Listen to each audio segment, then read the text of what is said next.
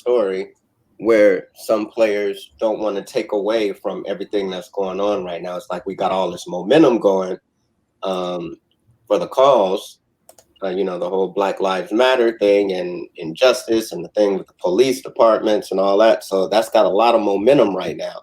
And some players feel like it's going to take away from that momentum and people are going to start to think that things are normal because sports is back. And they don't want to switch the attention from what matters to the game. But then, I do see the other side, players that feel like LeBron, that feels like they can manage both, and everybody in the NBA is not a superstar. So what? That's their job too, So, they want to get back to work and get back to doing things and, a little bit of normalcy. But we'll see what happens. So when you say everybody's not a superstar, you're alluding to the fact that not everybody has a super nest egg. So some people need to actually get back to their checks. Absolutely. That's what you're saying? Because unemployment is $450 a week. and yeah, that's not cute. That's not gonna, do for a lot of players. But however, you got to think of it as some of the people that aren't in the league and just normal human beings, they've been struggling for years and years and years. So, they're no different from players that are in the NBA. And people in the NBA just got a better job, So I see both sides of it. Me personally, I could be selfish. I want basketball back, but I do understand if it doesn't come back, I would hear people spend all this energy. They're talking about basketball coming back and all the protesting and all that. And I'd rather people wear a mask. What? Listen. That's a great segue. Wear your masks, people. I don't know. I've been saying that since the beginning. Please wear your mask. But look, hey, thank you to our Spotify and Anchor listenership. Thank you to our YouTube viewership. This is episode 17. Yeah, you can't stop us. 17. 16 of them in the books. We back. Thank you. Check it. Today, I'm here with Trey Hopson, Michael Tillery, Rodney Saucier, and we got a special guest coming in, Matthew Maurer, draft analyst, straight out of thedraftreview.com. Mike Tillery, tell us about Matthew Maurer, Mike. Yo, this is one of my aces, man. I defer to him and his site wherever I need draft work. He does scouting reports, and they're accurate. And he also admits when he may be off a little bit, but he's not often off. Just a great dude, not just an NBA guy. He's also a social commentator as well. I appreciate this brother very much. What's up, Matt? Hey, what's going on, you guys? I feel like I'm... Matt, what's up, brother? Welcome. Forever, man. I feel like I know everybody, including the ancient one, Rodney here. I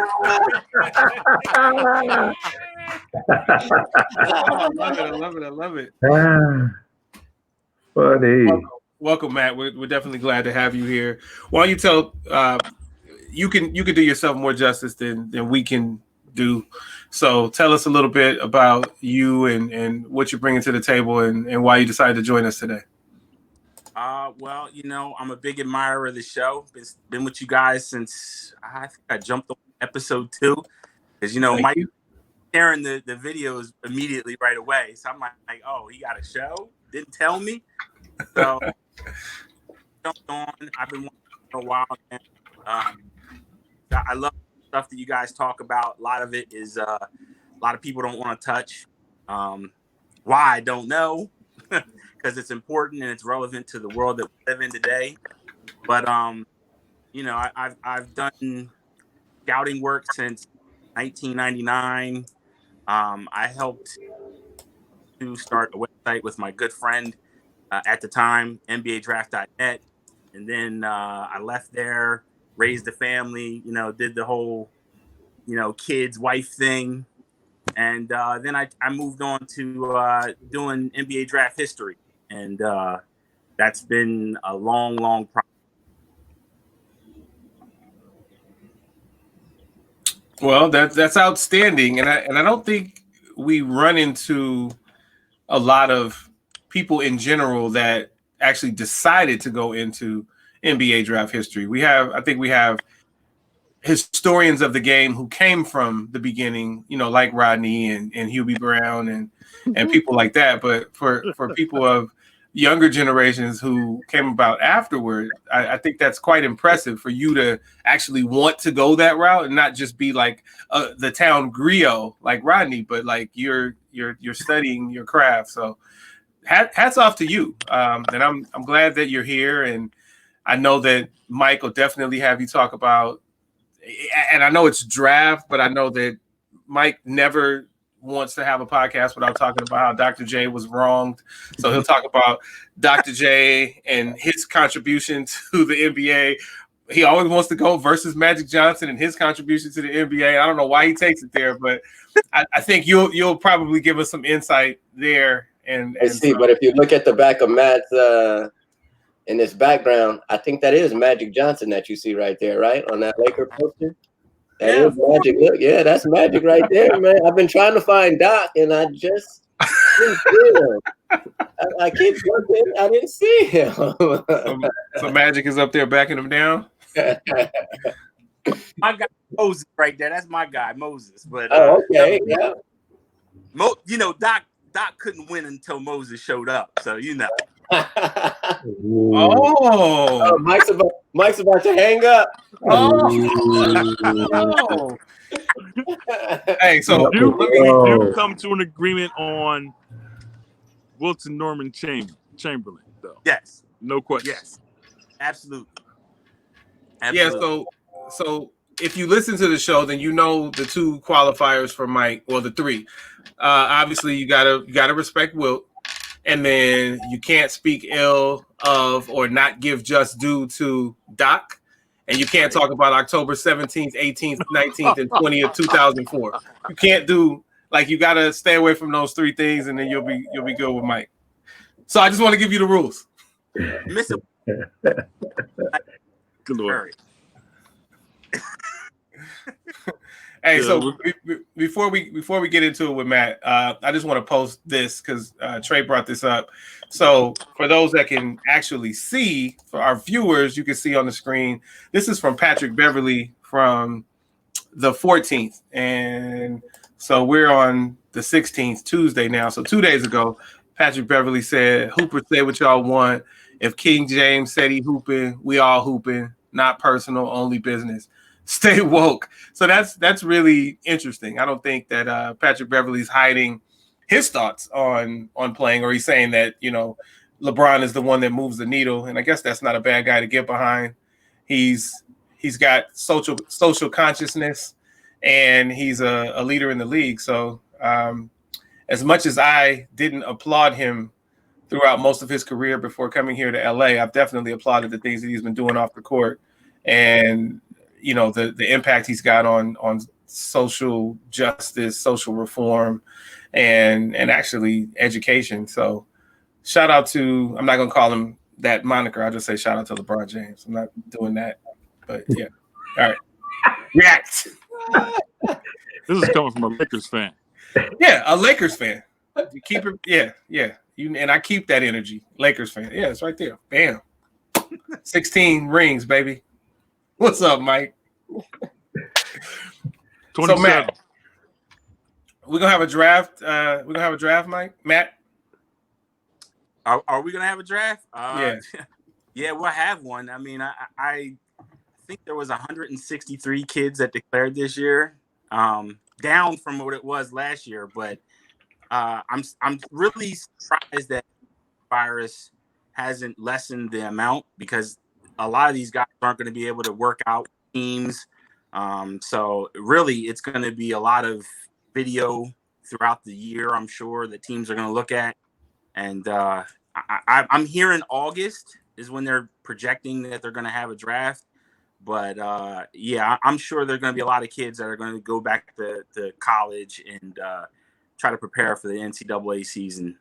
And it's a real unfortunate, besides the social and the economic problems, but COVID-19 has really hurt a lot of players working out, getting better, AAU, all those vehicles that kids use to get better have really been off the table for them. So, it's definitely a problem. So to that end, talk to us, Matt, about the people who are not in college and declaring to go early, but the ones who have just finished high school and haven't even gone to prep school, but have decided to go into the G League and do a year there as opposed to doing the one and done college thing. We had someone on a few weeks ago and he gave his thoughts on it, and he's from the education space, and he talked about that impact. But what do you think about that change that they can now go to the G League for a year? I'm torn. I understand that. Look, I can't tell anybody if you got $1 million on the table, hey, go to school. Like I understand. I mean, especially where a lot of guys come from areas where money's tight, and like people don't like to hear this, but you go to college to make money, like you just do.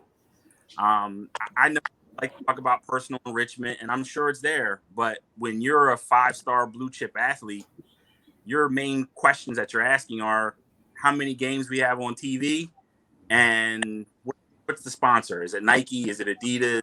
Under Armour? Like who is sponsoring this team, and what's the potential of me having a contract with that company when my career is over?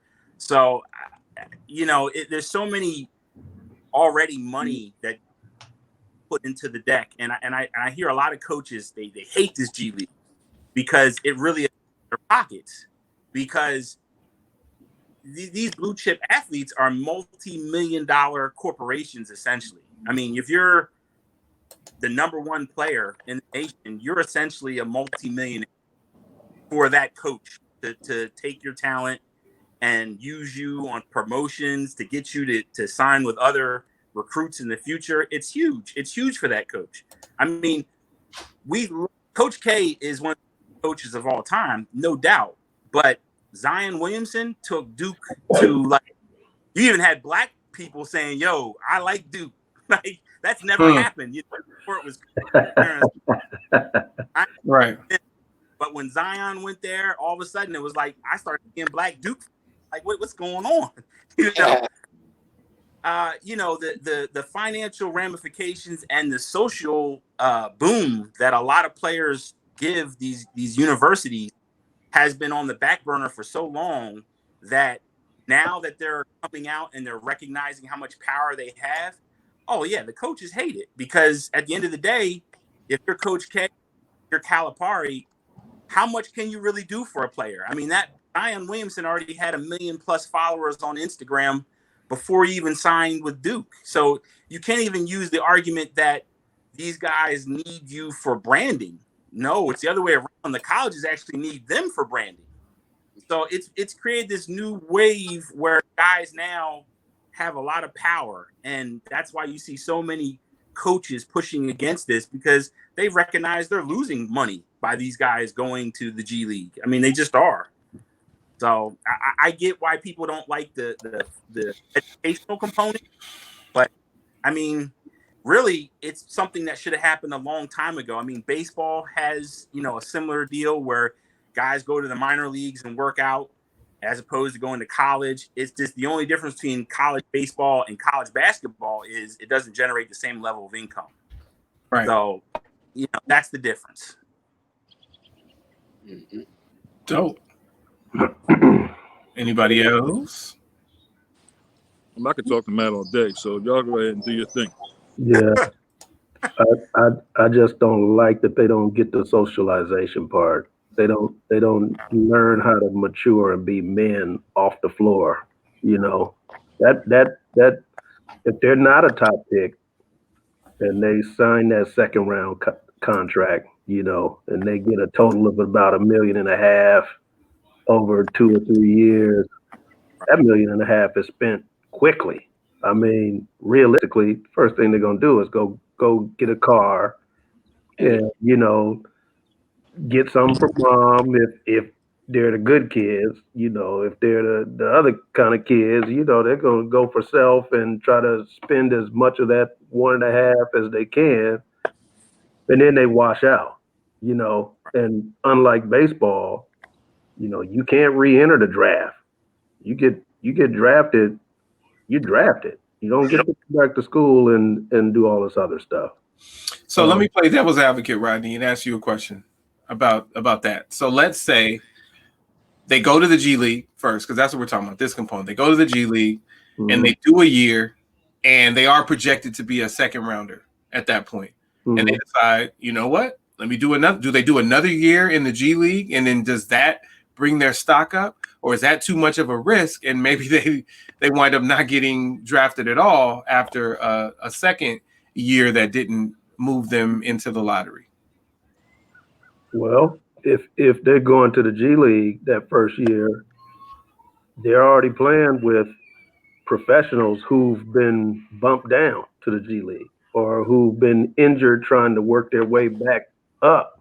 So some of those guys are vets, you know, and I don't think they really talk about the differences, you know, when you start to play against people who play like you, young, energetic, ready to jump out the gym, ready to attack the basket, versus, you know, a cat like back in the day, Terry Catledge, who, you know, or Nick Anderson, who's taking care of family members, you know, or some of these guys, not particularly those guys, but some of these guys are taking care of mom, sister, aunts, uncles, sister's boyfriend, their kids, grandmother, and they're paying child support 3 or 4 different ways. It's cutthroat at this point. It's not cutthroat when you're new and you don't really know what to expect because you go in thinking you're going to play other guys that are doing the same thing like you.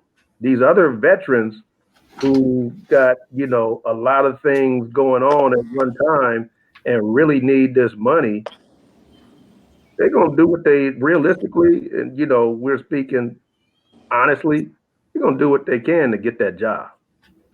And they know the ins and outs better than you. And that kind of moves you, unless you're really special, which you can't be really special if you were projected in the second round. So that moves you down the totem pole.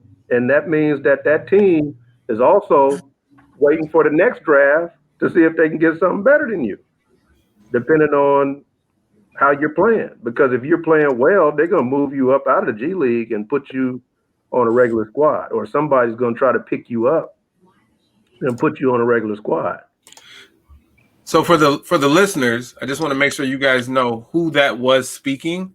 That was Rodney Saucier out of Long Beach, California, that said you couldn't be special if you're going to be drafted in the second round. Boy, is he an elitist. NBA second round. You know what? That's special. I said that wrong. Did I take it out of context? Yeah, that's way out of context.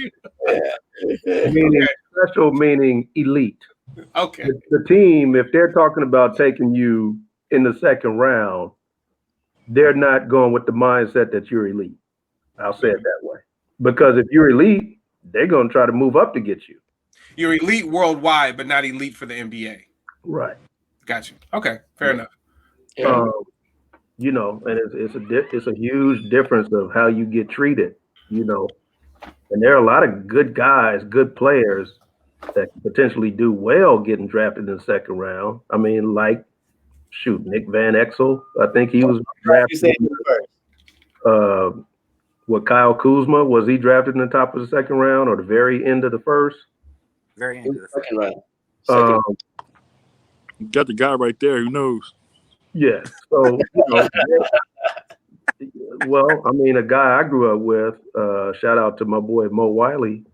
He got drafted in the second round. I thought you were going to say Moses. Moses. Like the original Moses. Right? Yeah, Moses. And Dallas actually drafted Steve Alford in the first round. And Steve Alford was supposed to be the guy. But, you know, when I started watching Moreland and Steve at the Pyramid in the summer leagues before they actually, you know, started the regular season, Steve Alford in college, anybody that saw him play, he could light the scoreboard up if you gave him a half a second to get that jumper off. But in the NBA at that time, where they weren't running defensive schemes and you actually got matched up with a real defender every night, he couldn't get that shot off. He was too slow.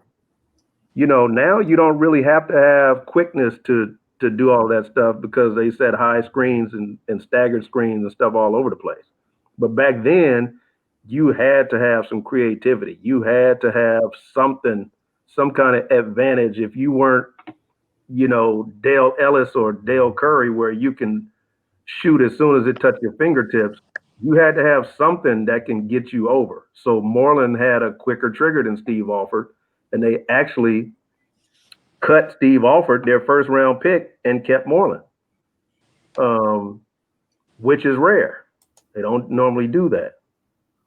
So, you know, now it's a whole different ball game.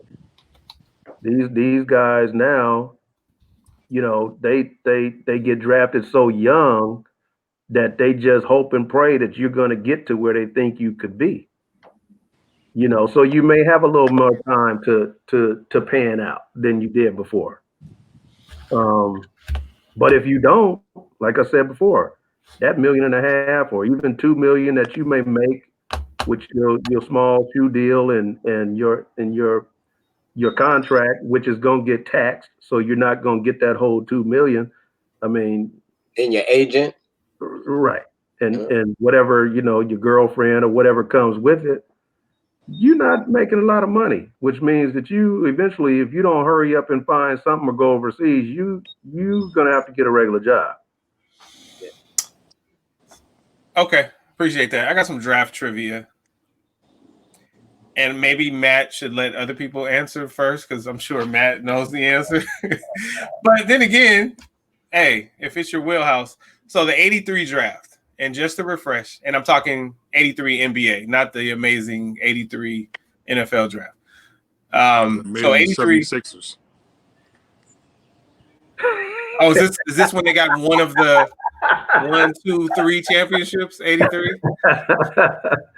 Yeah, at the expense of the great ones. All right, so here's the thing.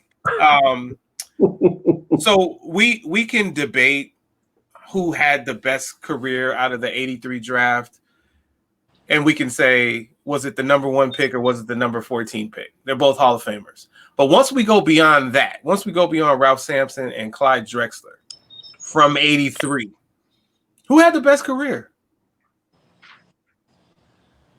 I'm coming out of left field with this. The 83 draft. Who has a draft? Okay. Out of the total 83 draft? Yeah. Well, yes. Yeah. Okay. Well, we go with the top 47. Let's just go with the first 2 rounds. Hey. They had like 12 rounds back there. I can help you guys. Yeah. Well, we only need to go through 2 rounds, but I can help you. Rodney McCray, Byron Scott, Thurl Bailey, Dale Ellis, Jeff Malone, Derek Harper, Utah, Derek Harper, John Paxson, Randy Wittman, Sidney Lowe, Mark West, Doc Rivers, and some others. Okay, so when you throw Doc Rivers in, we only strictly talking player, not player / coach / all the other titles. Well, I said had, and he's the only one active. So had, player. Well, that's what I mean, because Randy Wittman was a coach at one time too. Yeah, I'm just talking about. Okay, who? All right, I'm sorry. Who had the best? That was Rodney again, and he's not usually Mr. Technicality. No, Mike. To be clear, we're not even debating Ralph Sampson and Clyde Drexler. We're saying who's the best of the rest. I'm gonna say Byron. And I have a piece of interesting trivia, Trey. Byron Scott made no All-Star games. None. No. Hell of a supporting cast member. So the only ones that were All-Stars outside of the Hall of Famers were Jeff Malone and Doc Rivers. No, Doc Rivers. Wow. Wow. That sounds about right. I mean, I think all of those players kind of fit in the same level of talent, really. I mean, Derek Harper had a nice career for a few teams, Dallas, New York. He really showed out a lot. Doc was Atlanta. I'm sorry, Dale Ellis. I'm sorry. Dale Ellis. Yeah, I mean, Dale Ellis maybe jumps out more because of his proficiency putting the ball in the basket. I mean, he was a top player at one time. I would say, I would go Dale Ellis. Shout out to my Facebook friend. No, he did. He was just a smooth player, man. He can light it up no matter how he jumped off the floor, what angle. He squared his body and he hit that bucket. I mean, he was a gifted scorer. For them, he didn't play on great Sonics teams, but I mean they were pretty good because of him. I would have to say him. Yeah, my bad on skipping Dale Ellis. He was in pink, so for whatever reason I skipped over him, and it was because he was the guy who wasn't just – he's not a Hall of Famer, and he wasn't just an All-Star, but he also made at least one All-NBA team, and so I wound up skipping over him. So I think that Dale Ellis is probably obvious as the third, so it's really okay beyond Dale Ellis. Yeah, so I would go with Byron, but I don't know, but I would go with Byron with Trey after Dale Ellis. But Mike was making it interesting going with Clyde over Ralph Sampson, and I think that most people would have them there. But what are your thoughts, Matt? Oh, I definitely would take Clyde over Ralph. And I'd have to take Dale Ellis third, then Doc fourth. Okay. Well, no, I'm kind of torn. Byron Scott is so good. Byron Scott was really good. I'm shocked. I didn't even know he never made an All-Star team either. Right? I just found that out now. Yeah. And if you think about it, man, an All-Star team and he didn't. That's amazing to me. But wow. Yeah, and I think Jeff Malone being in Utah. But here's where I'm at. Byron Scott in 1989 had a pulled hamstring, and that hamstring is largely responsible for Isaiah Thomas being able to say, "Yeah, man, we swept them. We swept them in the finals." It's largely responsible for him being able to say they won, but yeah, I always have that. We swept them. Yeah, that hurt. That hurt. Because going into it, the Lakers were 11-0. Worthy made the Sports Illustrated cover. Basically, they were saying nobody could beat the Lakers, and then this pulled hamstring and a strain growing by Irv, and it was just an ugly 1989. Messed up the three-peat. Yeah, that's just crazy. Didn't he 1 year average like 24 points a game? He didn't make it. I didn't keep track of all of that back then, but I know that if you look at and I know you did, if you watched The Last Dance and you saw that one All-Star game where I guess was it Kobe's first? Yeah, Kobe's first All-Star game. And you saw like everybody but Kobe was a superstar there. And then Kobe was a superstar in the making. I think that B. Scott was probably a victim of there just being too many superstars in the West. So people who didn't necessarily deserve to make it over him made it over him. But I didn't know that there were 0 All-Star appearances for him. Yeah. I always thought he had at least one, but I mean, I guess he's like Rod Strickland, where he never got that due. That's crazy. Now I would say, as far as offspring are concerned, and this can be argued, but as far as offspring are concerned, I would say that Rodney McCray takes the cake with that one, producing Nicky McRae, an absolute beast in basketball. We're talking about gold medals on Team USA. We're talking about 2 championships with the Richmond Rage of the ABL.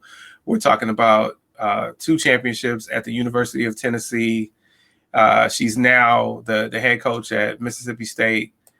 And so now she's battling her longtime friend, Dawn Staley, who's obviously at South Carolina and who played on Columbus Quest is who Nikki played for and won the championships. And then Dawn Staley played for the Richmond Rage, who later became the Atlanta Rage. And that was the ABL before the WNBA. But Nicky McRae has had one heck of a playing and coaching career. So shout out to Rodney McCray for his hand in that. I could see Byron not making it, considering when I think back of some of those spots on the All-Star team for the West were just pretty much sold up every year. Magic always had a spot. No one was going to unseat him. Then you throw in Drexler. You throw in Ricky Pierce, who was getting like 26, 27 a game every night. He wasn't going to be unseated. And as the years went on, you got a little later. You had Terry Porter start getting in the mix. Dale Ellis got one. He has some serious players in front of him to unseat to get one of those spots. And that's when they still divided the spots up by position. Like not now where we're just going to be positionless and whoever we think should make it. That then, there was a fight. There was, and I liked it then because there was a competition to who was going to be that best point guard, that best shooting guard, that best small forward. Like you really had Karl Malone and other power forwards, Barkley, going at each other to try to figure out, well, they talk about him, these people talk about me, we need to settle this. So one thing that I want to, I'm sorry, Rod, go ahead. Oh, no, you good. One thing I want to say for our listeners and viewers is, once again, thank you for joining us. And for our first-time listeners and first-time viewers, Rodney has just now channeled Mike Tillery by stating that there was some kind of competition at point guard. What is this dude talking about? No, there wasn't. It was Magic. Stop it. You sound like Mike Tillery. Okay, let me hear it. I went through the positions, but you had a lot of people who said that John Stockton was just as good as Magic. Now, of course, besides Jerry Sloan, who? Come on now. That was a debate. Do I really need to go there? Right? Do I need to go there? But there at the time, Stockton kind of just burst on the scene because he was leading the league in assists for about 3 or 4 years. All right. I didn't want to make it a Stockton podcast. Hey, Matt, what do you think is least known about the NBA draft that people should know? Like what's important about the draft that nobody knows or very few people know? The NBA draft from the historical perspective is really the story of America. And what I mean by that is, if you look at the NBA draft, you can start to see how things start to happen, and then there's a cause and effect that's happening socially. Mm-hmm. So, basketball has always been this minority-driven sport. Even in the 30s and Jewish players and Black players were playing together in inner cities all across America. It really wasn't a sport that was dominated by what would later be Indiana and other places. Really, it was about minorities. And then as these things began to go through, like New York City, for example, as late as the 1930s, they already had like one of the best basketball players in college basketball, which was Dolly King, who played for Long Island. He was African American. So blacks have always had their hands in basketball since about the inception of it. And with the NBA draft in 1950, Chuck Cooper was taken by the Boston Celtics, Earl Lloyd later on. Now, I know that's not really people know that, but you really start to see as those players are start to see socially, there are these risings that are going on with the civil rights. Then you see more HBCUs get selected in the early 60s. They're getting selected out of Winston-Salem State, Cleo Hill, and then you have Benny Swain from Texas Southern. So there's this all of a sudden there's this reckoning where you have white general managers and NBA teams saying as early as the 1950s saying, hey, the best players might actually be black. So you start to have this recollection that's going on with general managers, where in other sports, they were still looking for this all-American boy. Whereas in, if you're a general manager, you already know Oscar Robinson is whipping tail, all these are out there. So it's a process happening. And, it's just the story of us, really. I love it. So to that end, Mike often tells the tale of Doc's transference to the NBA, and then we know a little bit about Irv, but you probably know more, like about was there really a coin toss and all of that. But what I want to know is like, what were the most impactful number one draft picks or the most impactful drafts? And it doesn't have to be like as far as NBA history is concerned, but maybe it's about social change. Like what were the most impactful drafts? Ooh, man, you're talking about, well, undoubtedly Bill Russell, like in 1956. He becomes essentially first black superstar in the NBA. Okay. That's recognized by white media, thanks to Red Auerbach, constantly telling people we couldn't win without him. That was huge. Then you have Oscar Robinson coming in 1961, which, by then he's the best player in college basketball, no question. And he's coming in, taking over.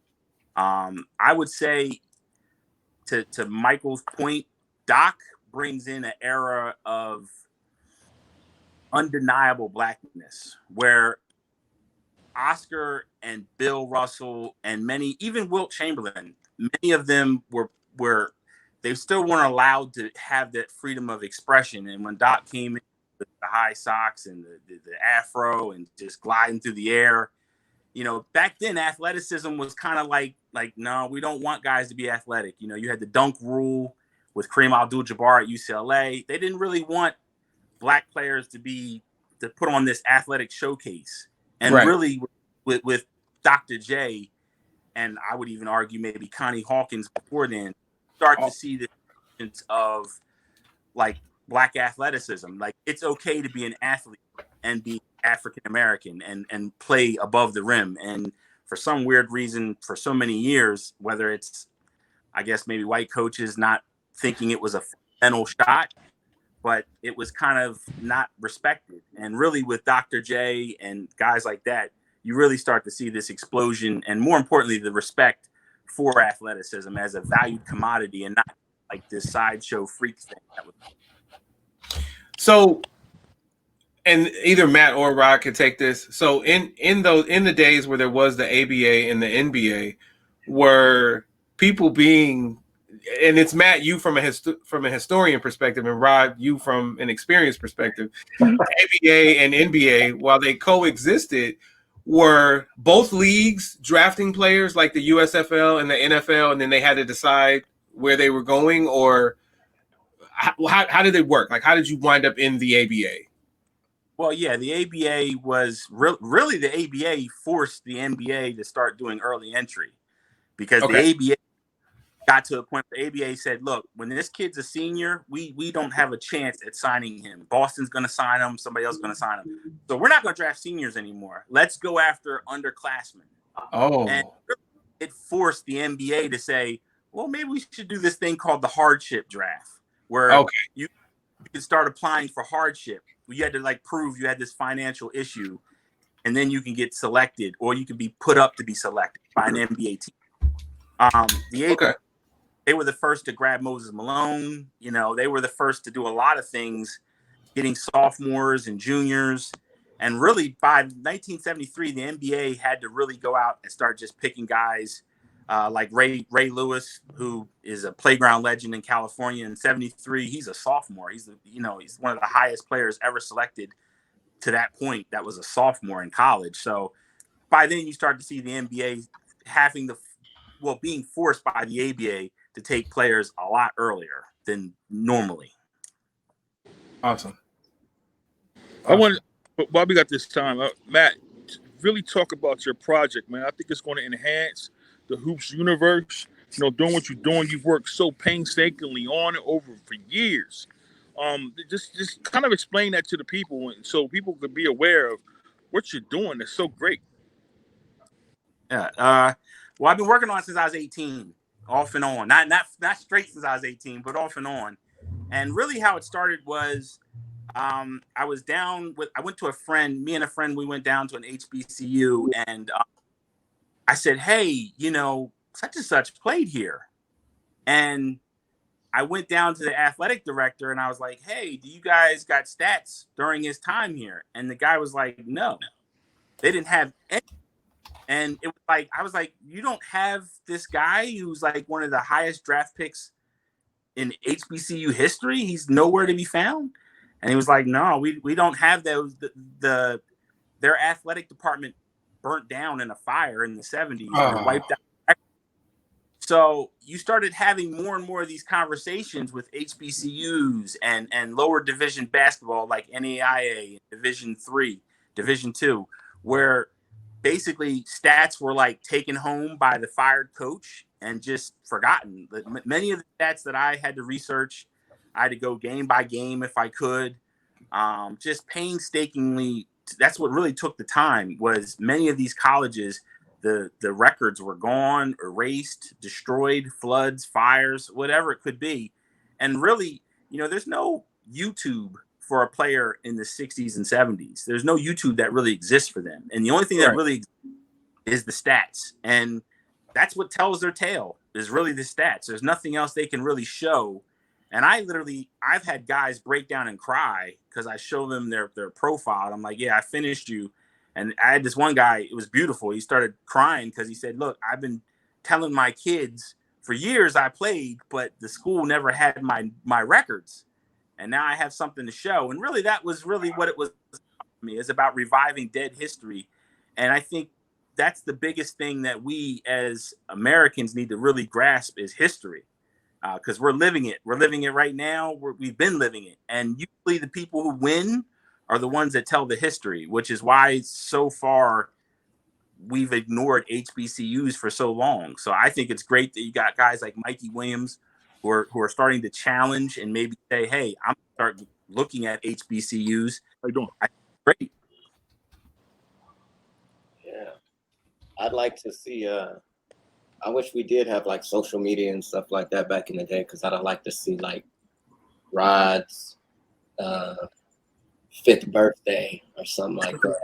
You know? Yeah. Absolutely. I don't like to see his 5th birthday or something, man. Like, this dude was around before black and white TV. And you know, it's crazy. Matt mentioned Raymond Lewis out of LA, and I think that maybe Rod's grandkids might have gone to school. Do you know about Raymond Lewis, Rod? He came after you. He went to Verb, and he played for Cal State LA back when they were a more prominent program. Do you know about him, Rod? You got to come better than that. Okay, that's fine. But I'm asking you a serious question. Do you know about him? Like he's a real person. Raymond Lewis. He's a real person. No, I've heard the name. I don't know much about him, no. Okay. He went to Verb. And like and Matt was saying, he came out as a sophomore. Oh, he was actually drafted by your hometown team, Tillery, the Sixers, in '73. Yeah. And the crazy story about that is he actually destroyed Doug Collins in all the summer. And basically he went to management and said, "That's your number one pick, and I'm killing him. I need more money." And Philadelphia was like, "Nah, I'm not giving you more money." And essentially that's why he never played in the NBA. He felt that he dominated Doug Collins so thoroughly, he just didn't understand why Doug Collins was getting all that money. Which is, think about it. Lord help us. Right. Wow. Now, when you look at the draft now, obviously, with everything that goes on with, the expansion of the opportunities of the G League and going overseas and all these kind of things. What do you see as, or could you even imagine, what innovative the NBA can do to kind of hold off these guys from becoming a true story? I know that the NBA obviously wants to make money and they want to go get the best talent, but they also, I think, want to see the NCAA be as successful as possible. How do you think it's a paradox? What do you think is going to happen, as the years go by? I think we're in a definite new era of scoping out talent. Yeah, I mean, college is essentially going to have to start. They're going to have to start sharing wealth. I mean, I know some people, I see a lot of people online and they get upset and they're like, these kids are getting free education, they shouldn't complain. But it's like, how many kids that are getting free education there generate millions of dollars at the university? I mean, not many. I mean, you're only talking about a handful of guys. And it's like, if you're a 5-star blue chip guy and you're going to UCLA, North Carolina, Kentucky, I mean, obviously I'm not talking about Cal State Northridge or you're at Delaware State. I'm talking about, people wanted, everybody across the nation wanted. And you're going to have to start offering them money because, people don't know this, but this is not a new problem. This has been a problem that's existed in basketball since its inception. I mean, you've had guys leave college and play for this. Well, now it was the CBA, but they played in the EBL leagues, CBA league to make money. I mean, money has always been at the root of the problem for most. It's always been about money. I mean, Wilt Chamberlain left Kansas to play for the Harlem Globetrotters. So, I mean, there's always been this fight for equality with athletes and generating wealth and having money. And at some point, colleges are going to have to start sharing some of that money they get from these guys to their school. Yeah. And the way I look at it, it's always like top players that are always getting in trouble for doing stuff and, getting a car through their mom and this, that, and the other, and that's been passed to them, but they shouldn't have to do that. Right. You should gift them that because you're making millions off of it. How can you let this kid that's making you all this money continue to starve and you're reaping all the benefits? That's like throwing it in their face, So I agree. If your talent is there and people are going to pay for it and people are walking around campus with your jersey on, you should benefit from it. They can at least set up some kind of trust. There's a million different ways that they can go with making sure that athletes are compensated. They can hold it until that player declares and then give it to them at that point. They can give them a percentage of it year by year, depending on maybe you give them less as a freshman, a little more as a sophomore, or more as a junior, and give them incentive to stay in school. But I don't think they really want the kids to stay in school, and some of them should. And now it's is just chasing a dollar. Like the love, everybody knows me being old school. I'm not saying that the players shouldn't have rights, because I think the NCAA should reform a whole lot of stuff. Especially when I look at college football and hear all these players say that they've been injured during their 4 years in college, and then once that scholarship is up, they can no longer see their physician, the school physician, and get treatment and stuff like that. And now they got these long-term debilitating injuries and stuff like that. They can fix that stuff. But, as far as the players with college, I've always been old school because I hate the fact that the product of the NBA is, for me, is down. And some people don't agree with that. But I always point to the fact that when you have so many players in the draft, in the first round, and the first thing you hear from the announcer saying they have huge upside, that means they don't have any skill. Like they have raw talent, or they have, like I used to, one person in particular that stood out to me was Brandon Ingram. And they said he has the body to be a great defender. I guess because he's like 6'9" and he's long and but not all it takes to be a great defender. So if that's what you're hoping for, yeah, you may get lucky. And I guess that's why they draft him early, so they hope that it's going to happen. But for the most part, it doesn't happen. Like those people who with those high ceilings don't reach that ceiling. Then they said he's the next Kevin Durant. And I said, that was a comparison. I said that early. I said, stop it. No, he's not. Don't do that to that kid. No, not even a little bit. I mean, Kevin Durant had things in his game that you couldn't teach. Right. And if a player is special like that, it's different. But most of these players, probably 85% of them, 90% of them, don't have that special thing that can get them to that point. Well, obviously they don't, because we don't have, 85% of the league is not Kevin Durant. But, they need to really stay and get polished some kind of way. And it's not happening. And so with that mixed with the fact that Euroball, in my opinion, has all the players playing the same way, you lose creativity. It's hard for me to sit through an NBA game because you can go 8 minutes and see miss jumper after miss jumper after miss jumper after miss jumper. And it's like, man, I want to see somebody score against some great defense. I don't want to see somebody floating to the 3-point line on fast breaks and it's 4-on-1. I have a hard time with that. Unless your last name is Thompson or Curry. Right. And there's certain players that you can do that with.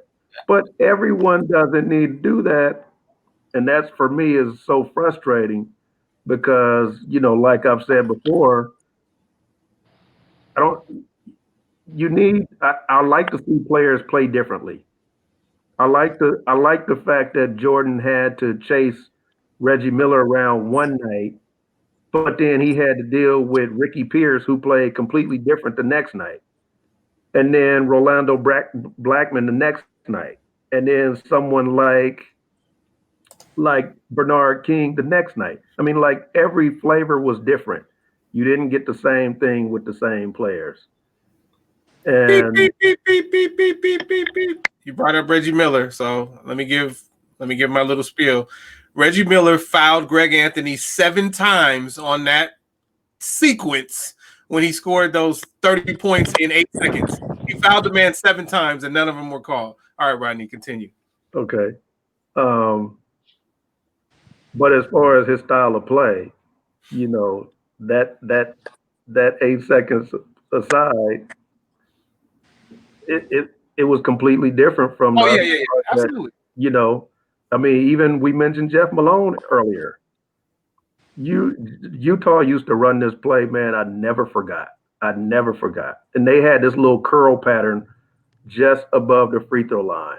Oh my God! And Malone would curl around that screen above the free throw line, and he would kill you literally all night with the very same play. You knew it was coming, and you could not stop it. Yeah. And those are the things I miss. You know, these players learn. They hear how great they are now, and they stop working. You know, like when I say something on social media, like LeBron has still never learned how to shoot a dribble pull up, they're like, oh man, you're just a hater. You know, he's the best in the league. Well, yeah, he's the best in the league for what we have to offer, but his game has holes in it. So here's the thing. Players' fault. I think that's I think it's by design. I think the NBA has screamed for diversity since the European market started to open up. And I think a lot of these things you're talking about are designed to be inclusive of the overseas commodities. Because definitely. Yeah. I agree. But we're talking about players that you miss. Who I miss? I miss guys like Tom Chambers. I miss guys like Jeff Beck. I miss those white American players that were just as good. Brad Davis. Yeah. We don't more because we're getting those from Europe and overseas. Right. And I don't care what anybody says. I think that's by design. I think they like a little diverse. Yeah, definitely. Yeah. I've always said that was David Stern's doing. He wanted to make more money. So he figured, you know, increasing scoring would sell more tickets. And he would do that by trying to make it more Euro friendly. Now travel more expansion too. Yeah. But then like I said previously on one of our episodes, you know, sometimes I'm on the floor with somebody 6'9", 210 pounds asking for a foul in the post. I'm like, dude, you better go get some weight training. Like, don't look at me. I'm not calling that. You're not going to back him down. You're too light in the butt. So leave it alone. You're too light in the. Yeah, I had to catch myself. Yeah. Ears around me, but yeah. So Matt, real quick question for you: what are your thoughts on finishing out this NBA season and the way they're going to break it down and that whole deal? Man, I'm so torn because on one end, I really feel what the players are talking about, that they don't want to be used as a distraction for what the bigger picture is. But on the same side, I am a basketball fan, so of course I want to see it. But on the flip side, also, you know, whoever wins is gonna have an asterisk. That's just factual.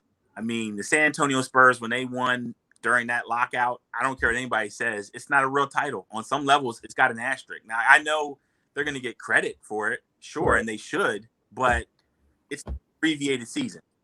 It's still somebody's gonna look at it and they're gonna be like, oh, they didn't play the whole season. You know?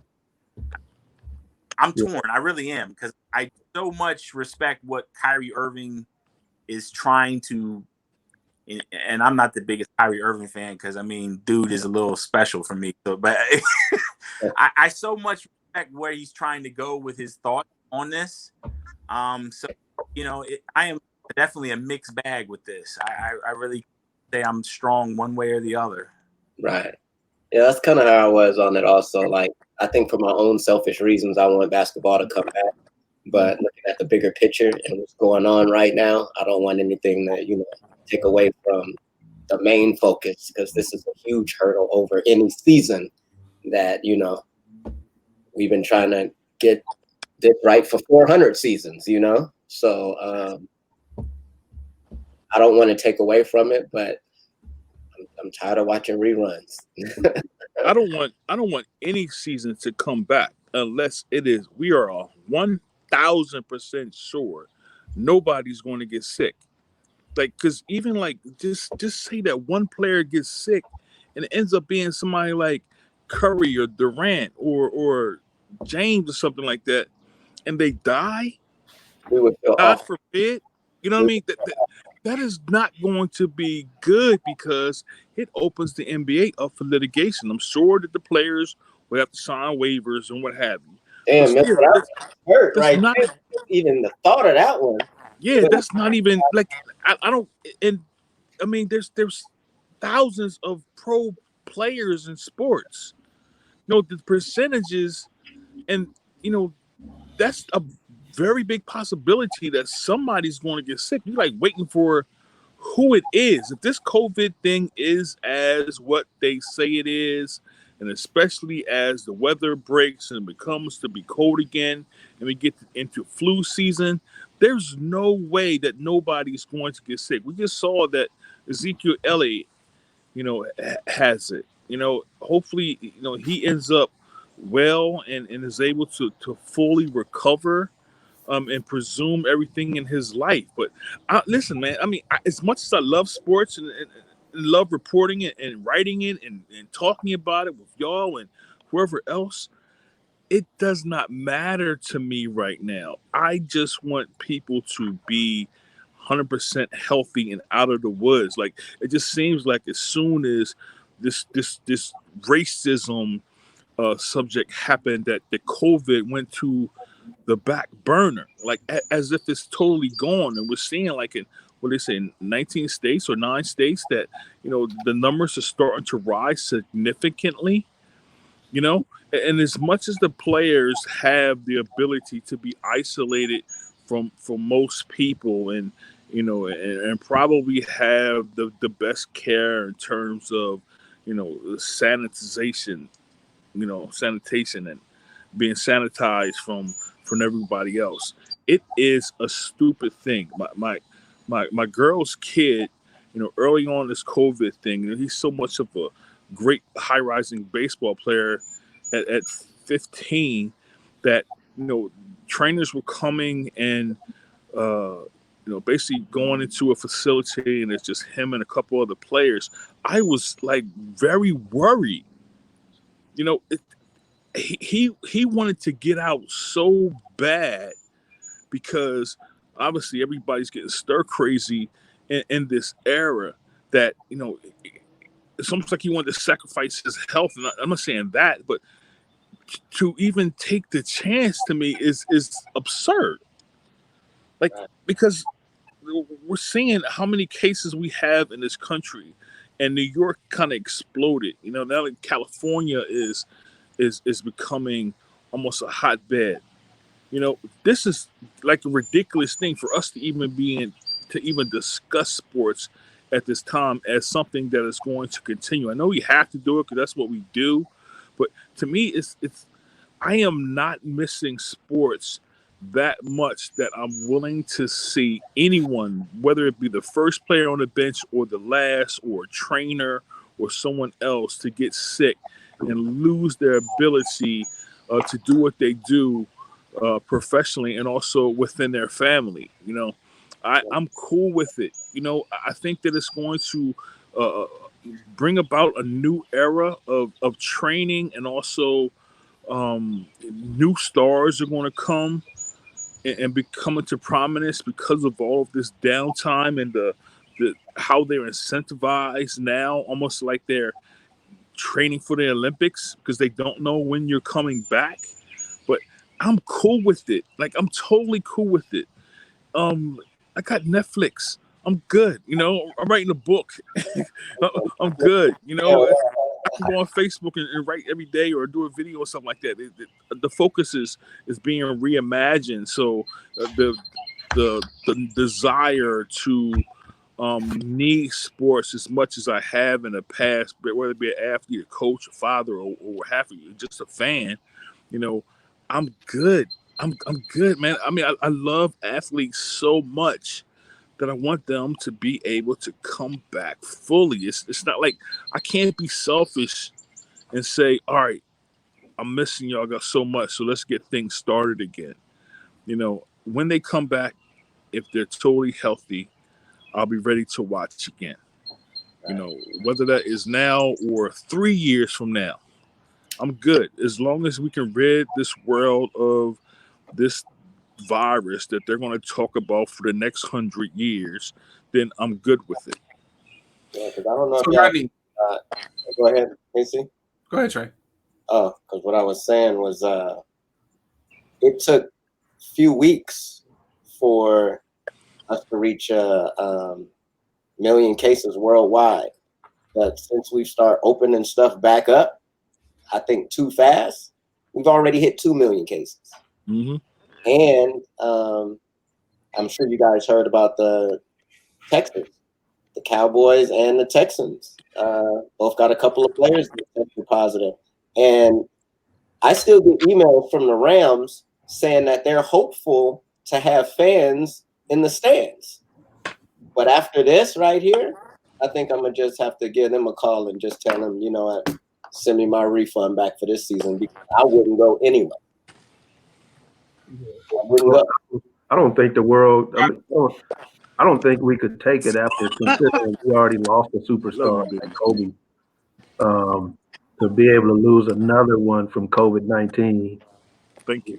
You know, especially in the same year when most people haven't even had a chance to grieve him because of what's been going on in the world. Right.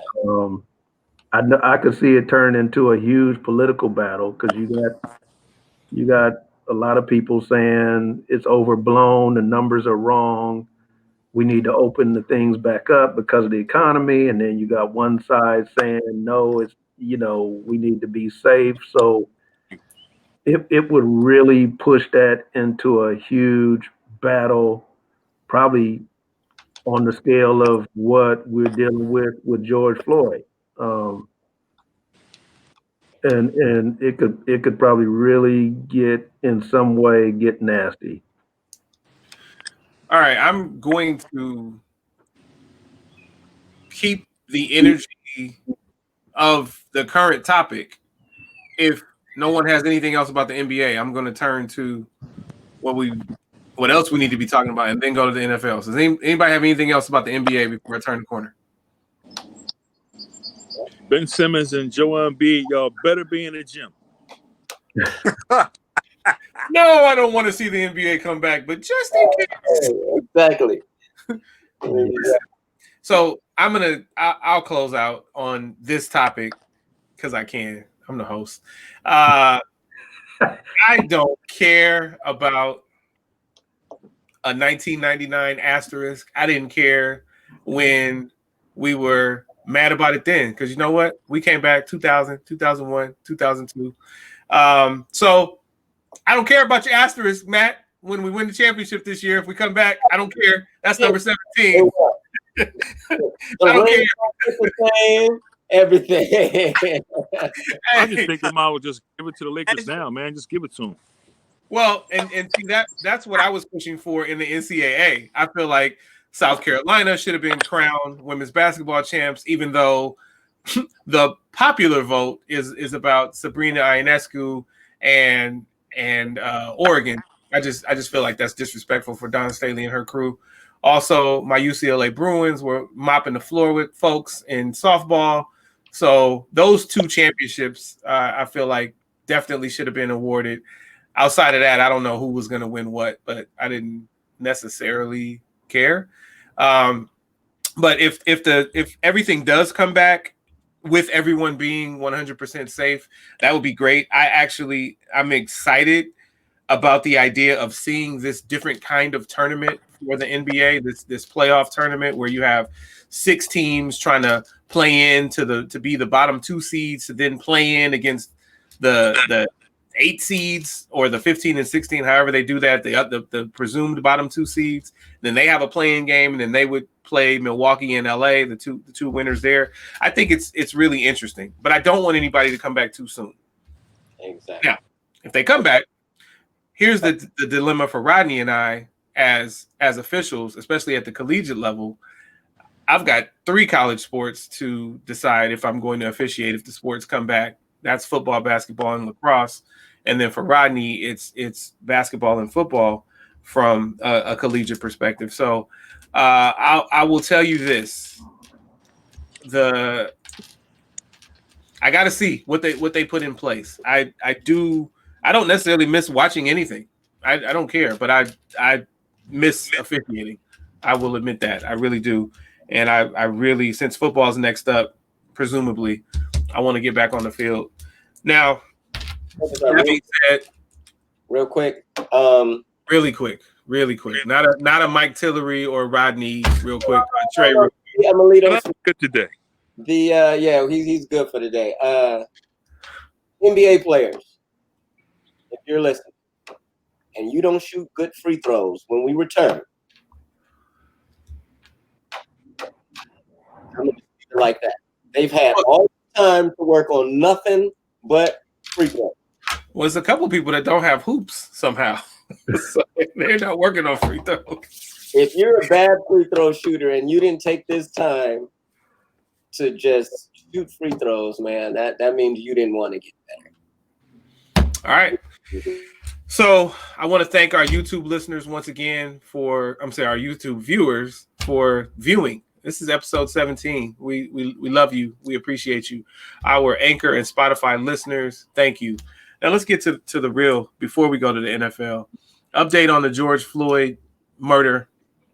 Derek Chauvin we already did that. He got upgraded.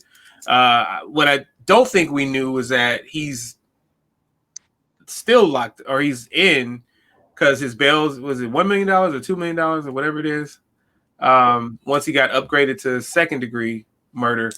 So I believe he's not out on bail. And then the other three guys.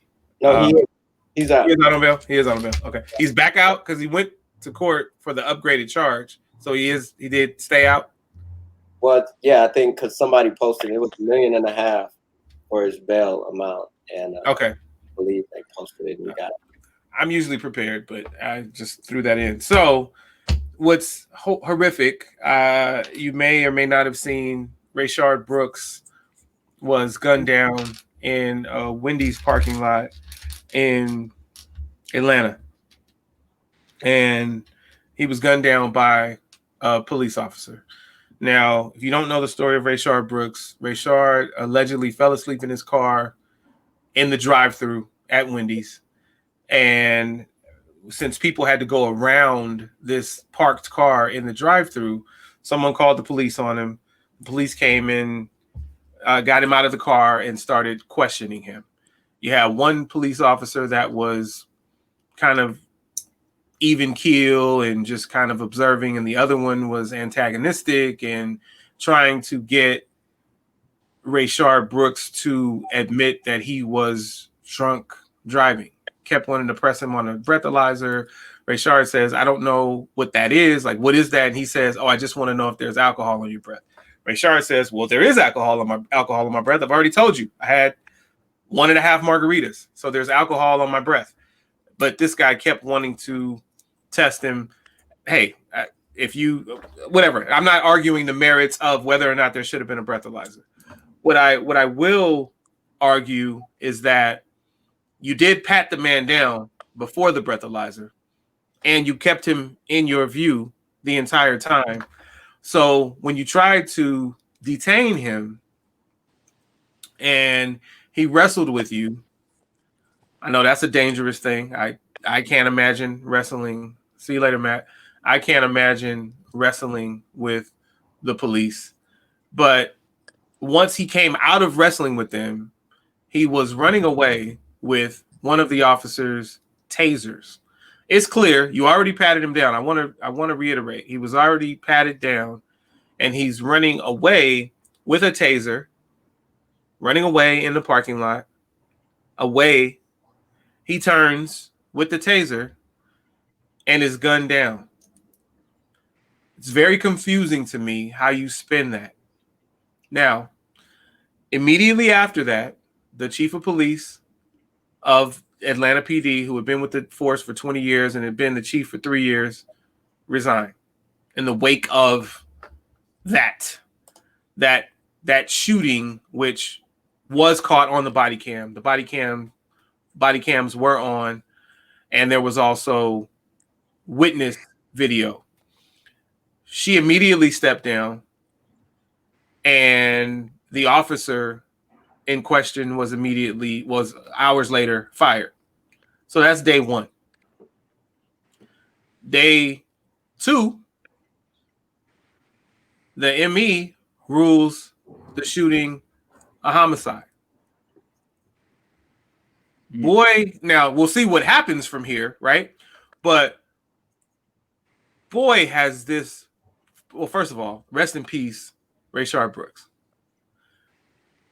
Beyond that, boy, has the world changed in a short time since the world started protesting the murder of George Floyd at the hands of police. Boy, did the Atlanta medical examiner hop all over that medical examination and not have any kind of sketchy findings like, oh, he had a heart complication before falling to the ground, like before he was shot, he had a heart attack. Nothing crazy. Like, no, this is he died from renal failure from the gunshot wounds, and we're ruling this a homicide. Expect charges on Wednesday. I think that this is vastly different from the 2 or 3 months that Ahmaud Arbery's family had to wait, even the 2 weeks that we had to wait in the George Floyd situation, and different entities had to step in both of those cases. If we go to Breonna Taylor, there's still no justice there. Her Kenny, her boyfriend, took a very long time to get out of jail because they were holding him on attempted murder. Just amazing. And with this seems to be moving along a little quicker. So I'm expecting murder charges tomorrow against this former Atlanta police officer. And I don't believe that the other officer would be culpable at all. This is not like the George Floyd situation where they were culpable. They helped murder this man or stood watch like Tao did. This guy, I don't believe, knew what his partner was going to do. But I'll hand it over to you guys, and we'll talk about this briefly before we get to our final topic. But guys, react. This is how I look at this. As you said, we are in a transition of history, and the one thing that I'm doing, I posted a video today about this, and I apologize for not mentioning Breonna Taylor, because I think that if more people spoke up her name and posted about her, then there would be a quicker judgment, quite frankly. I am very apprehensive to even give any police force, medical examiner,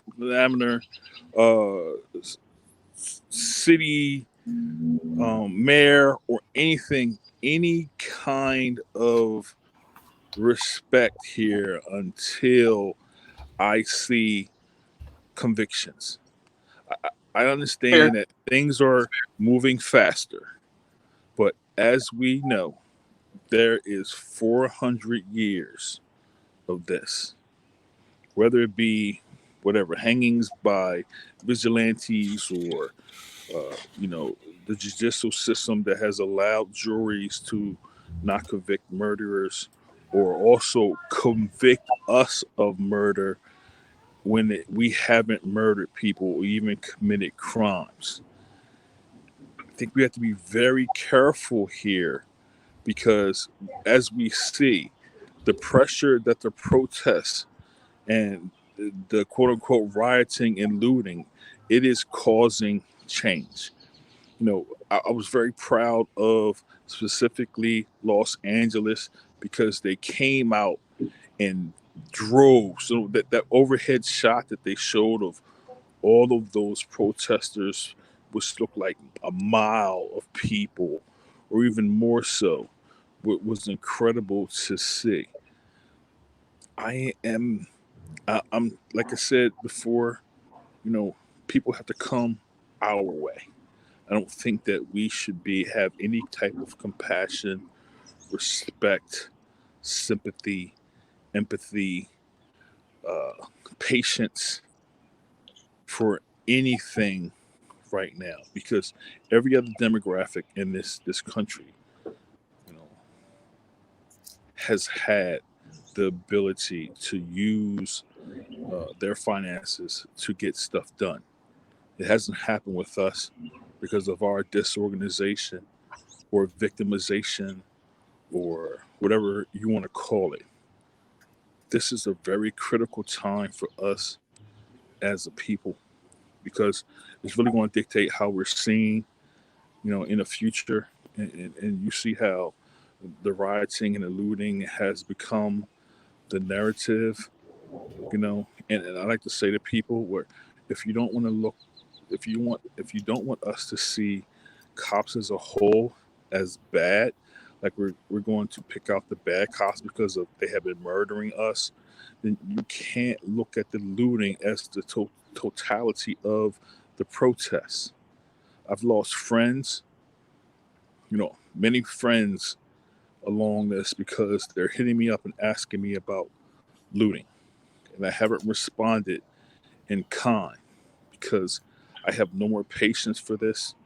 I know we all have our levels of respect and how we look at these things.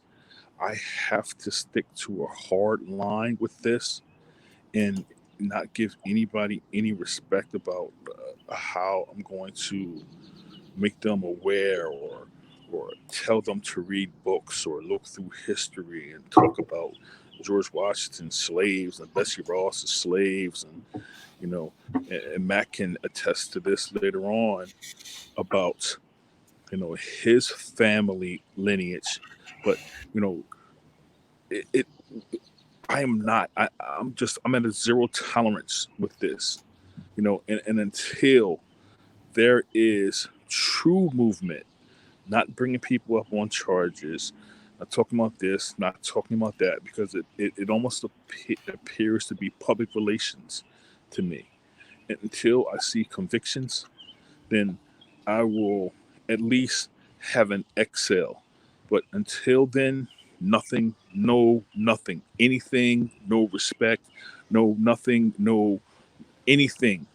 And I think that us as a whole, we have to do that, because that's the imperative that everyone else points to this country as.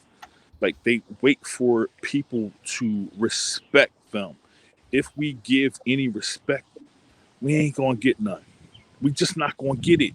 It's up to us right now to stick to the script, to make sure we are fully respected and given the true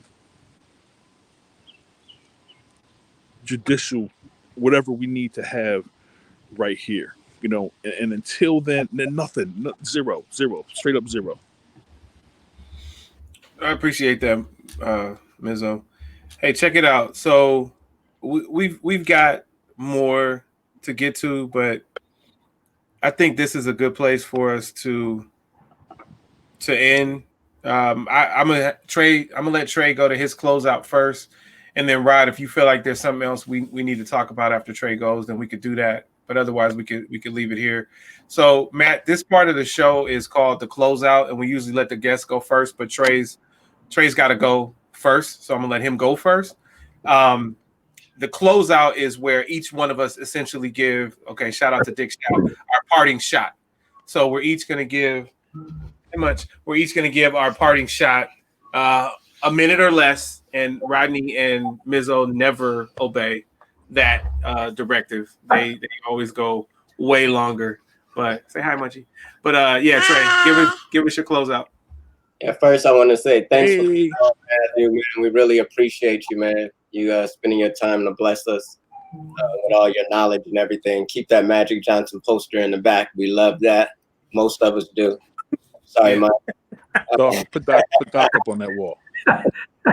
But no, on that wall. It seems like, and I say this every week, man, it seems like for the past 6 or 7 episodes, every week we're saying rest in peace to somebody. And that's gotta stop. That's gotta stop. Every 7 days, somebody's losing their life. And it's somebody we know through sports, or somebody this, or somebody getting murdered, or somebody. It's just gotta stop, man. But like AC said earlier, the reaction that we're getting from this, it does seem like it's moving a little faster. Maybe change is coming, and maybe with that, maybe the sports don't need to start right now. Maybe all the focus needs to stay right here, and all the momentum needs to, stay right here where it is. Facts. But yeah, man, like I say, I just want everybody out there to be safe. Keep your loved ones around you.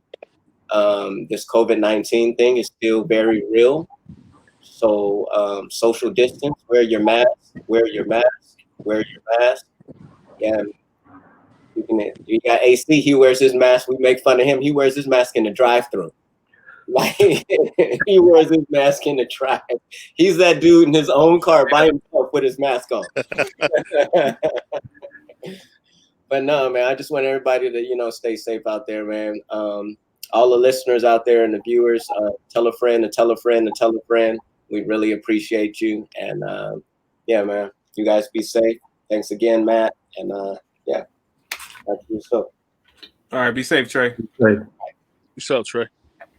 Hey, Rod, before we go to Matt for his closeout, did you want to introduce anything else? No, just real quick, man. I'm glad that people are continuing to tune in. Matt, glad to have you, brother. I know one day I'm gonna be picking your brain about something, because you on the topic that interests me. I still want to know where these quote unquote experts in the draft come from. How do they get these jobs and completely miss? I don't like the word expert. I hate it. So I'll be hitting you about stuff like that. But in all honesty, man, I'm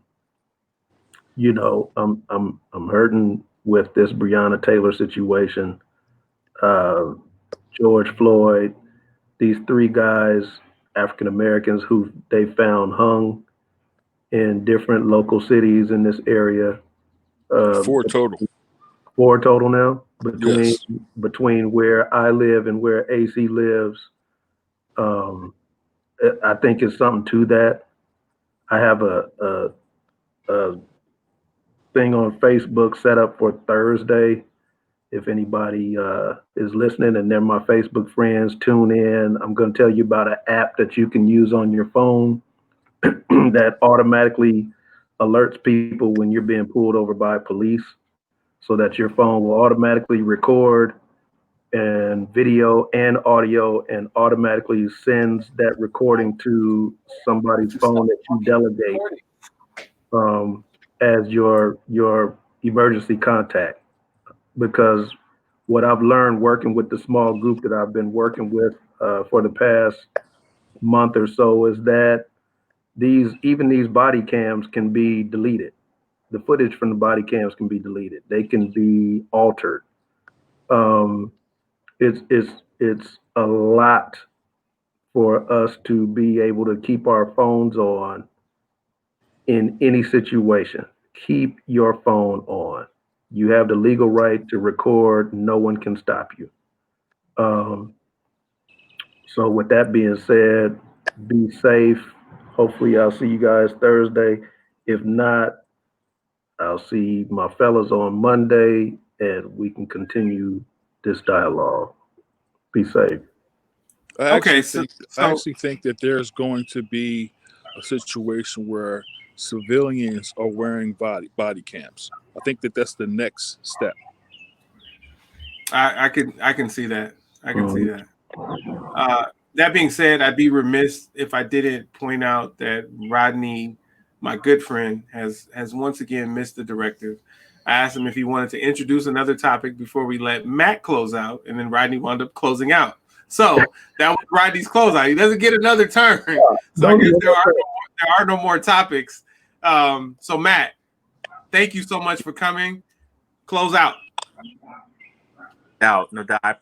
I really appreciate being here with you guys. The energy's awesome. But I really tell people, no matter where you are in life, because I think American history has been mythologized to a point of ridiculous. To Michael Tillery's point of it's not us to come to you. It's now time for people to go to that library, really read about Rosewood, really read about Tulsa, really read about the history of the city, out why people are sensitive when Confederate flags are flown.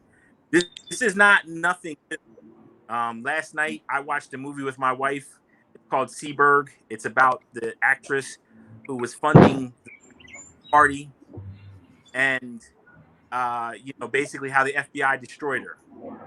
This is old. And Elvidge Cleaver was on there talking about police brutality. That was 52 years ago. None of this is new. And I appreciate everybody finally getting to some point where they want to listen.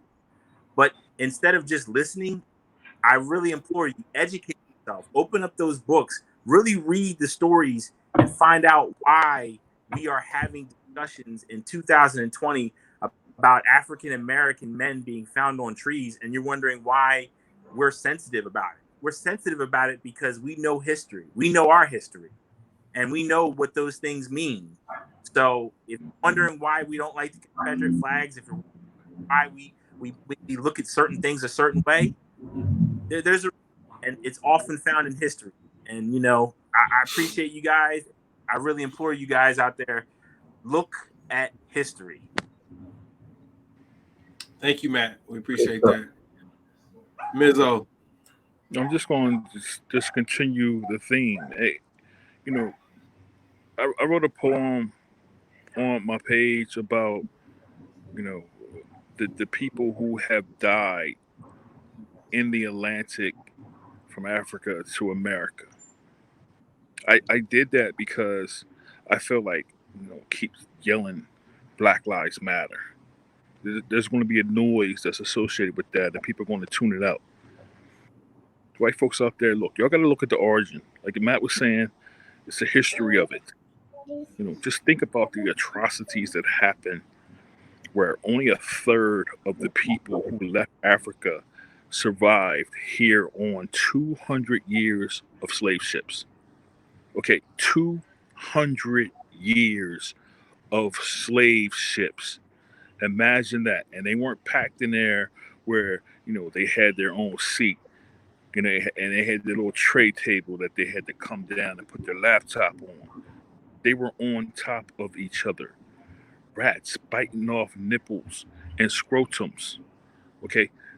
Horrible things. Sleeping in your excrement and throw up.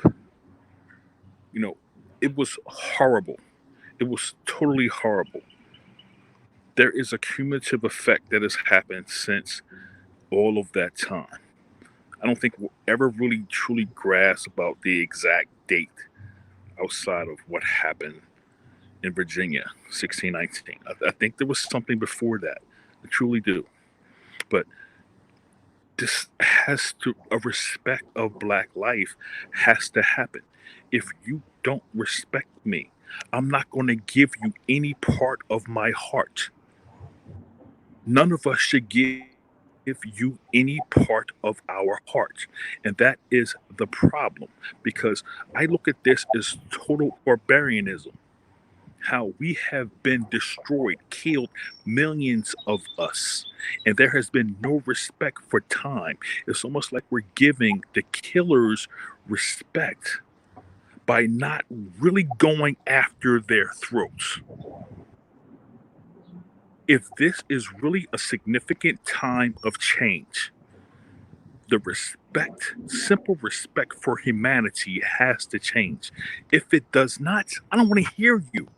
I don't want to hear you. I want to talk to you. I want to know you. Don't even get into a conversation and talk about black on black crime and all this kind of stuff. I don't want to hear you. So please, your fathers, your mothers, your cousins, your kids, your aunts, your uncles, your grandfathers, aunts, uncles, whoever, if they are at a point where they are not saying murder, or they're saying but after a murder is shown on TV or whatever, cut the conversation off. You're not, they're a lost cause. until we get rid of all these lost cause people, I don't think there's going to be any traction of change. I really don't see it. And all of this time that has passed, it seems like every 50 years that this becomes something prominent in the news because something happened significant. Like this is, like Matt said, this has always happened. It's always happened. And because we don't have a grasp of the media in terms of how we can put out stuff, it's not reported as much. Please, y'all. Please, look, I'm no F-free, please. There will be no please coming from me. Either you do it or don't, or people are going to tear shit up. Simple as that. Yeah. If you have, I'm talking to y'all white people right now. If someone killed your kid and did not go to jail, what are you're just going to sit back and let it happen to you? Are you really going to do that? What would you do? What should we be doing? I tell you what we won't do from now on is not talk about it. This will be spoken. It will be brought straight to your face and made you uncomfortable, and it will happen to you, or that comfort gives you frustration and you break down and cry because you're tired of hearing about it. This has to stop, and it will stop now. We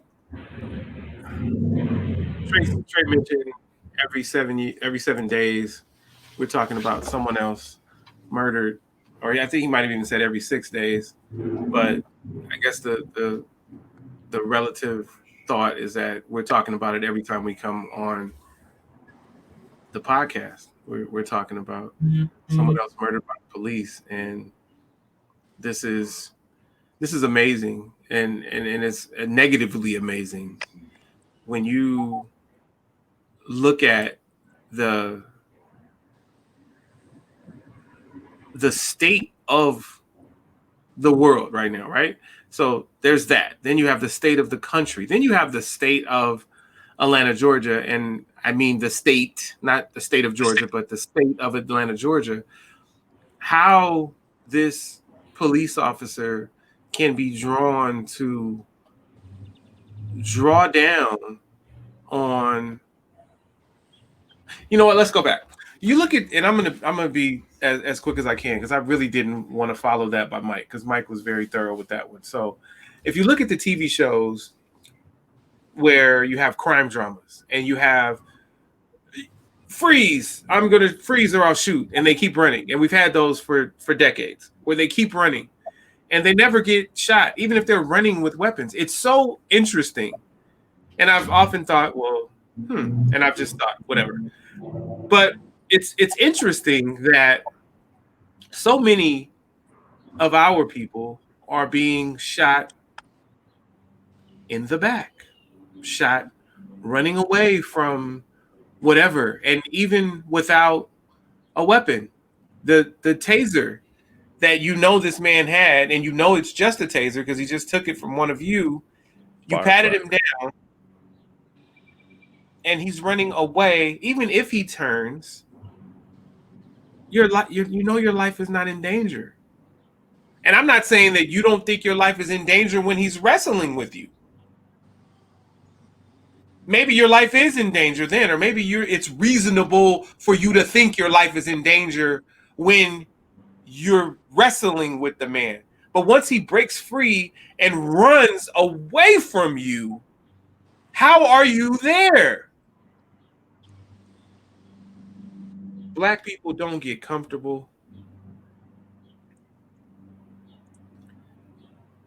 Let conversations be awkward. Let there be discomfort when you are talking to people.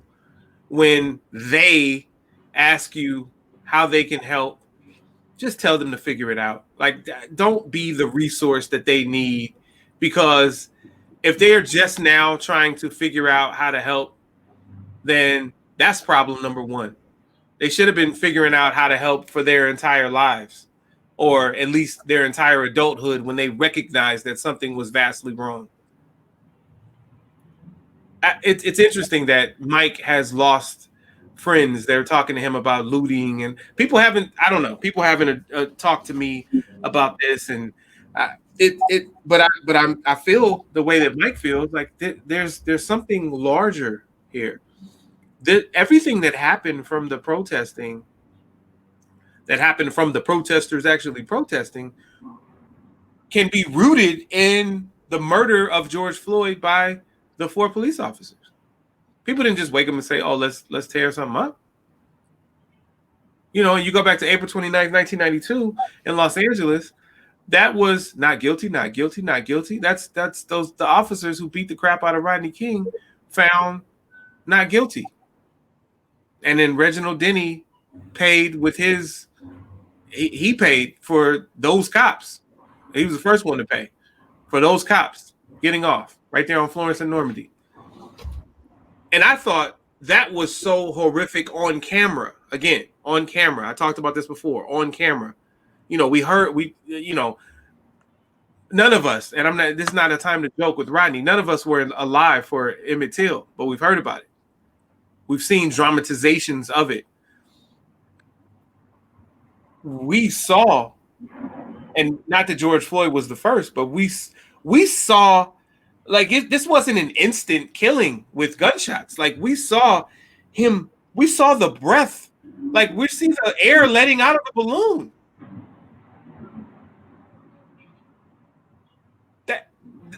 Don't ever forget that visual. Don't get comfortable. Don't relax. Don't accept the status quo.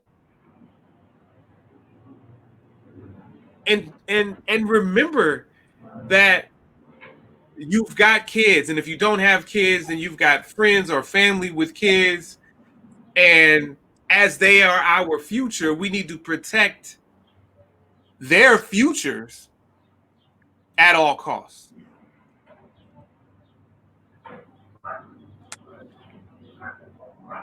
Please, please, please.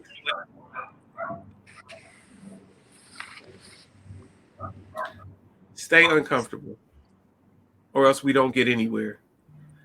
Challenge what you know is wrong. And please vote. Please vote. It is so absolutely important. And then going back to COVID-19, which Trey keeps mentioning, and of course Mike is saying, like, that we've been distracted from that. Hey, guys, even if things are reopening, spikes, right? Because you're not wearing masks, or you're going out sick. You're way too comfortable. Hey, y'all want to go in restaurants? I'm not. If you want to go in a restaurant, at least while you're waiting, keep your mask on. I know you can't keep your mask on while you're eating, but hey, people who are required to wear masks at the restaurants, the people that work there, can you please cover your nose? Everyone, if you're going to take the time to wear a mask, can you please not wear it down here around your jawline? Like, that doesn't help anything. You're wearing it under your chin. Like, cover up your nose with the thing. Or else you're not only endangering yourself, you're endangering everyone else that you come in contact with, because you could be asymptomatic.